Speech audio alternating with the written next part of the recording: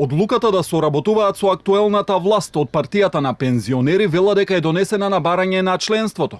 Председателот на партијата Илија Николовски за Канал 5 вели дека на централниот одбор на партијата, што се одржал пред неколку дена, никој не поддржал да останат во коалиција со СДСМ, а над 90% поддржале соработка со ВМРО ДПМН, а идеолошки не се оптеретени да соработуваат со било кој политички субјект. Официјално не донесуваме ние одлука, меѓутоа одлука ќе биде утре ќе формализиране на извршниот одбор, дека ќе одиме со актуелната власт. Еден од дискутантите рече, ние во статутот имаме една точка, дека ние треба да бидеме во власта. Према тоа мене не ме интересира кој е на власт, дали е СДСМ или ВМРО, ние сакаме да бидеме во власта и да може да ги решаваме проблемите на пензионерите. Николовски додаде и дека за ова веќе разговарал со председателот на СДСМ Венко Филипче, кој како што рече имал разбирање и средбата поминала пријателски. Но Филипче пак денеска состав дека партијата на пензионери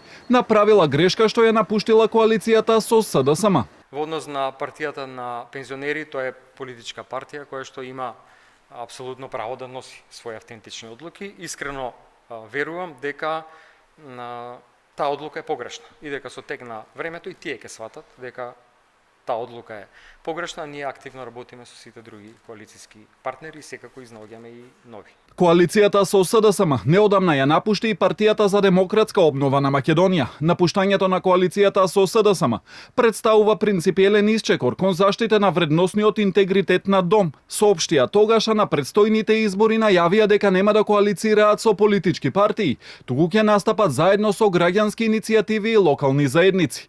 Предходно од коалицијата на СДСМ се дистанцираше и ЛДП, а Моника Зајкова најави дека во собранието ќе действува независно. Процесот за тоа што и помалите партии